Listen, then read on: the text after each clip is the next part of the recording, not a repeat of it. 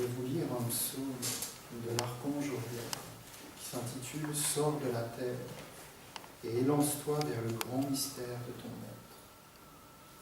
L'homme est une terre mise en mouvement. L'homme est considéré comme une terre qui s'anime et se meut. Mais il n'est pas qu'une terre séparée de la terre. Il porte en lui une intelligence qui permet à la terre d'accéder à un monde supérieur. Cette intelligence est l'invisible en lui, beaucoup plus grand et vaste que le simple organisme visible et mortel. L'homme est un véritable laboratoire qui permet à la terre de se sublimer et de toucher l'esprit subtil de l'univers. Beaucoup d'hommes savent cela d'une façon plus ou moins consciente. Ils perçoivent une nature supérieure en eux et autour d'eux, mais ils ne se fient pas à leur perception, n'y croient pas vraiment. Autrement, ils fonderaient leur vie sur eux. L'homme est en osmose avec la terre, et pourtant, il n'a pas compris son secret.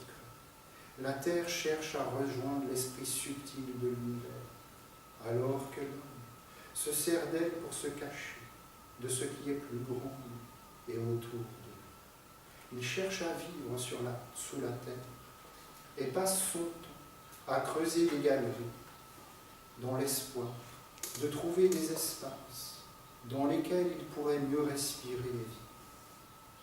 Si l'homme rend sa vie au Père tout en vivant enfermé sous la terre, il ne connaîtra jamais l'immensité et l'immortalité, et encore moins la libération. Si tu crois au plus haut, si tu crois au plus pur, et surtout, si tu veux créer ta propre vie, éveille-toi et sors de la terre. Pose-toi sur elle, trouve en elle une allure. Prends appui sur ce qui est stable en elle pour t'élancer vers l'infini. C'est une certitude.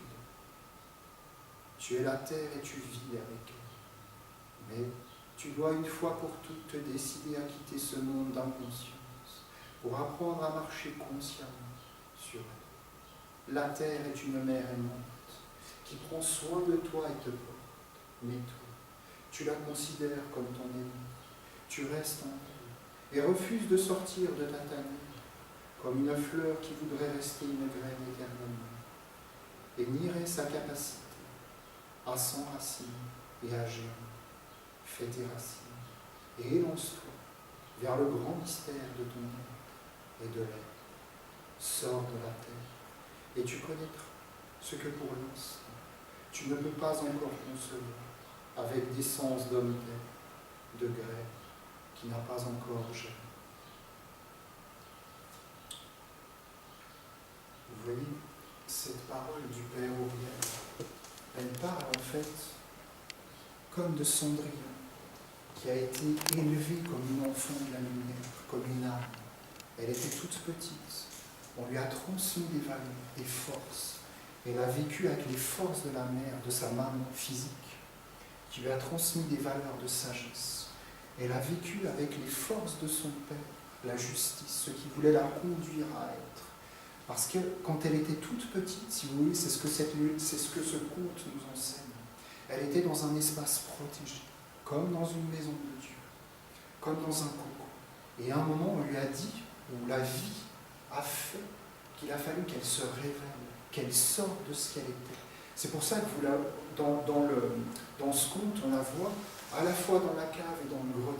Le grenier, c'est le soleil, là où elle peut chanter. D'ailleurs, dans ce conte, on dit souvent, Cendrillon voit la vie comme elle voulait la voir. Mais c'est qui est-ce qui dit qu'elle voulait voir la vie de cette manière-là? C'est l'esprit. C'est pas cette vie du petit moi fabriqué qui a peur, qui veut rester toujours à la cave. Elle y descendait d'ailleurs à la cave. Qu'est-ce que c'était la cave? C'est simplement l'espace, le lieu où en fait elle allait transformer les énergies, où elle était testée, éprouvée, pour voir si elle vivait avec les véritables valeurs de l'âme. Âme qui était cultivée par son père et sa mère quand elle était toute petite. Nous, on n'a pas eu cette chance-là. On vient, on prend un corps et on s'identifie au corps. l'espace où ces forces de l'âme peuvent être cultivées, c'est dans les maisons de Dieu. C'est là où on vient se ressourcer.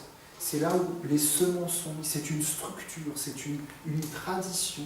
On est dans le corps d'un maître qui vient, qui nous transmet des valeurs, qui nous transmet des forces pour que nous allions dans la cave, c'est-à-dire dans la vie quotidienne, fidèles à nos valeurs, fidèles à ce que l'on croit être vrai. Et alors, étant fidèles à ce qu'on est, on peut être avec la mère. Et la mère peut nous transmettre ses forces pour qu'on germe, pour que cette semence de l'âme, elle sorte, elle naisse et elle aille fusionner avec l'esprit. Parce qu'on porte cette mémoire à l'intérieur de nous. On n'a pas à la chercher. On a juste à être, à avoir confiance en la mère. C'est ce que dit l'archange. On se cache, on se protège et on veut rester sous terre. Sauf que nous ne sommes pas des vers de terre.